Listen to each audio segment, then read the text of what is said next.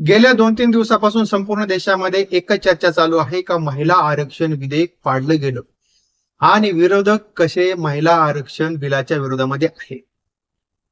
पण एकतर झाले काय का एकतर हे सरकारी मूर्ख आहे आणि हा जो आता नवीन आलेला गोदी मीडिया आहे तो सुद्धा मूर्ख आहे. कारण का धादांत खोटं बोललं जातंय. धादांत खोटं बोललं जातंय. आता हे जे महिला आरक्षण बिल जे आहे तर ते बिल 2023 संसदेने मंजूर केलं. त्यावेळेस सगळ्याच विरोधी पक्षांनी संपूर्णपणे पाठिंबा दिला. पण त्यावेळेस सरकारने काही नियम घातलेले होते. 2 दिवसापूर्वी जे आलं होतं ते महिला आरक्षण बिल नव्हतं आणि ते त्यातील एक नियम होता आणि त्या नियमाचं संशोधन होतं आणि त्या संशोधनाला विरोधकांनी ऑब्जेक्शन घेतलं आणि त्याला विरोध केला. महिला आरक्षण कायदा 2023 लागू झालेला आहे. मग जर तो लागू झालाय तर मग सरकारने तीन वर्ष काय केलं? मग 3 वर्षे मोदी सरकारने झोपा काढल्या का? तो मोठा प्रश्न आहे. आणि जर मोदींना महिलांना आरक्षण द्यायचंच आहे तर मग RSS मध्ये किती महिला अध्यक्ष झालेत? भाजपमध्ये किती महिला अध्यक्ष झालेत? आता सध्या केंद्रीय मंत्रिमंडळामध्ये किती महिला आहेत? आणि सगळ्यात मोठी शोकांतिका आहे बाकीच्या राजकीय पक्षांनी लोकसभा निवडणुकीच्या वेळेस ही 2024 ची लोकसभा निवडणूक झाली, विधानसभेच्या निवडणुका झाल्या, त्या बाकीच्या राजकीय पक्षांनी 20% 25% पर्यंत महिलांना जागा दिल्या. बंगालमध्ये तृणमूल काँग्रेसने 46% महिलांना जागा दिल्या विधानसभेला. आणि आता हे जे टिमकी वाजवतात का महिला आरक्षण हे पाडलं, विधेयक पाडलं, आणि जो काय निवडणूक प्रचार केला जातोय त्याच भाजपने फक्त 12% महिलांना लोकसभेला तिकीट दिली. फक्त 12% महिलांना. आता जर कायदा होता, कायदा लागू झालेला आहे, कायदा ऍक्च्युअली लागू आहे, 33% महिलांना आरक्षणाचा कायदा लागू आहे. फक्त परिसीमन जे आहे ते 2027च्या जनगणनेनंतर करायचे. तर तो कायदा काय होता 2023 ते मी तुम्हाला सांगतो. का जर समजा महिला आरक्षण जर चालू आहे तर 33% जागा ह्या राजकीय पक्षांनी का दिल्या नाही? आता याच्यामध्ये एकच दोषी नाही, याच्यात सगळे दोषी आहे. भाजपही दोषी आहे, इथे काँग्रेसही आहे, सपाही आहे आणि सगळेच राजकीय पक्ष.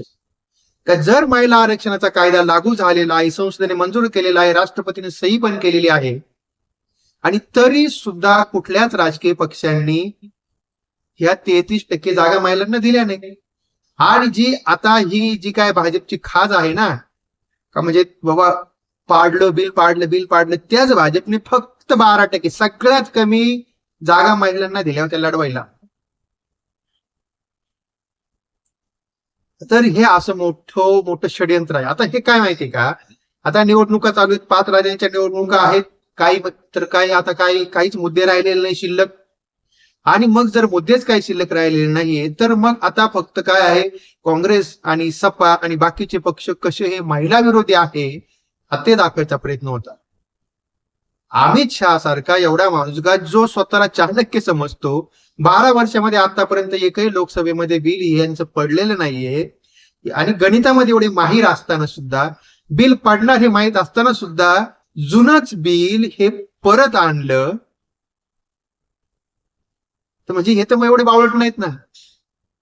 आता यांना माहिती होते बिल पाडणार आहे, बिल पाडणार माहित असताना सुद्धा यांनी हे बिल आणलं कारण त्यांना ते पाडायचंच होतं आणि त्याचं खापर यांच्या माती फोडायचंच होतं, कारण त्यांना निवडणुकीला काही दुसरा पॉइंट नाहीये. आता कालची गोष्ट, काल आपले मौनी बाबा जे अर्थात नरेंद्र मोदी ते आले होते काल आपल्या दूरदर्शनवरती, सरकारी खर्चानं प्रचार केला फुकट. काल सरकारी खर्चानं फुकट प्रचार केला आणि टोटली शब्द जर मोजले 6000 शब्दांचं भाषण होतं आणि त्यामध्ये 3000 वेळेस फक्त काँग्रेस काँग्रेस काँग्रेस काँग्रेस काँग्रेस काँग्रेस काँग्रेस, बाकी काहीच नाही.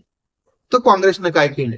काँग्रेस मुक्त भाजप हे आपलं काँग्रेस मुक्त भारत त्यांना करायचं आहे, तर काँग्रेसयुक्त भाजप झालीये आणि मोदींच्या जीवनातून काय काँग्रेस जात नाही.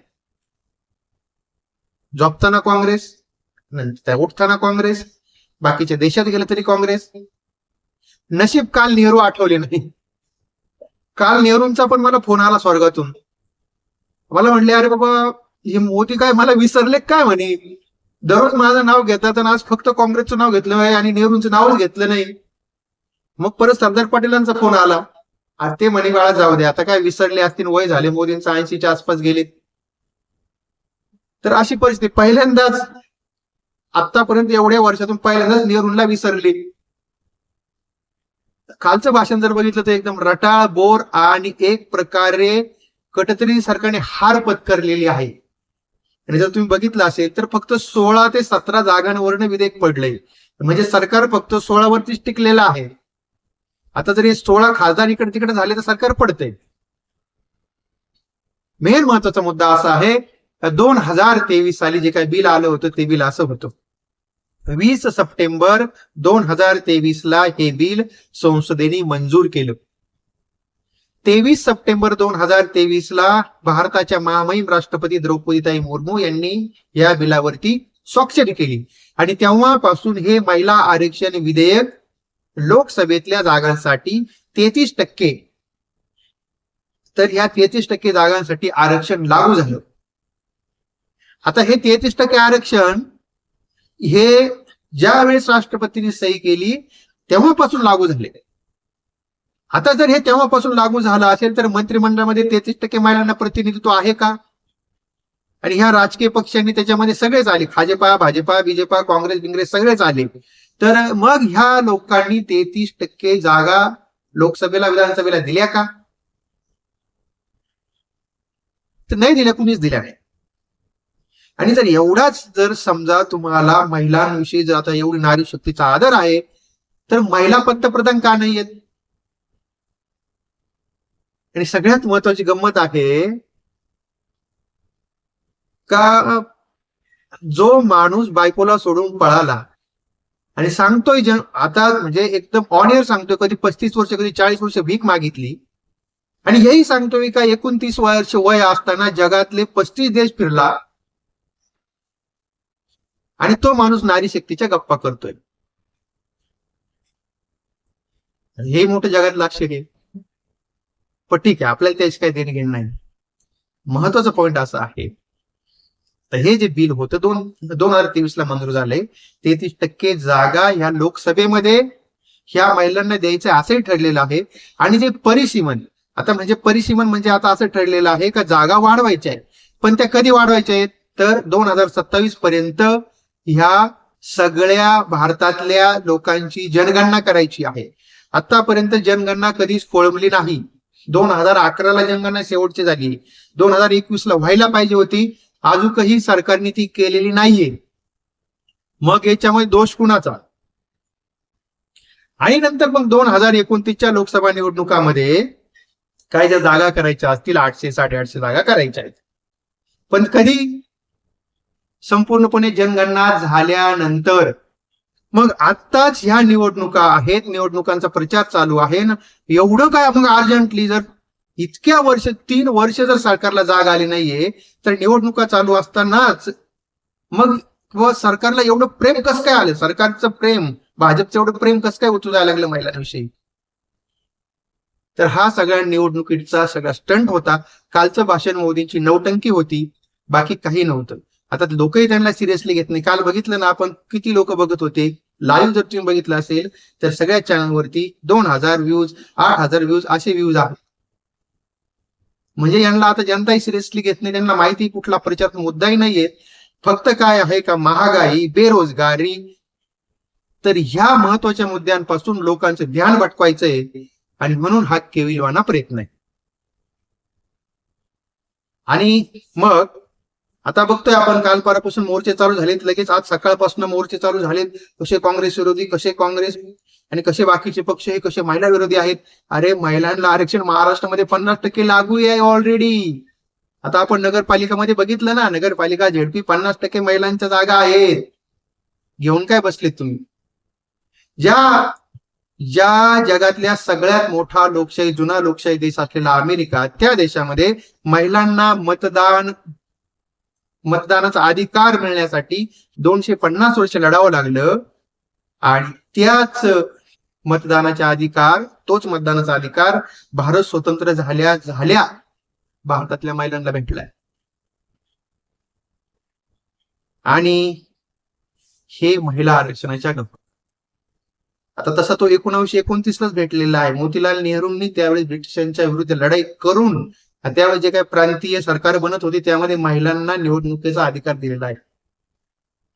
पण ठीक आहे, असो. पण काल काय जो सगळा ड्रामा झाला तो सरकारी पैशातून फुकटचा निवडणूक प्रचार केला गेला. महिला आरक्षणाचं हे फक्त आता निवडणूक आहे आणि म्हणून ही सरकारची नौटंकी चालू आहे.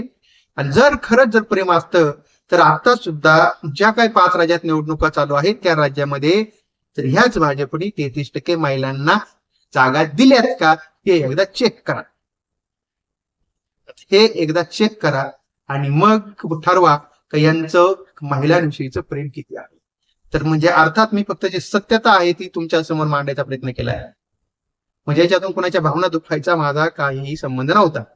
जेव्हा माहिती चांगली वाटली असेल तर आपण आपल्या या छोट्याशा व्हिडिओला लाईक करा, शेअर करा आपल्या मित्रांपर्यंत आणि चॅनलवरती नवीन असाल तर चॅनलला सबस्क्राईब करायला बिलकुल विसरू नका.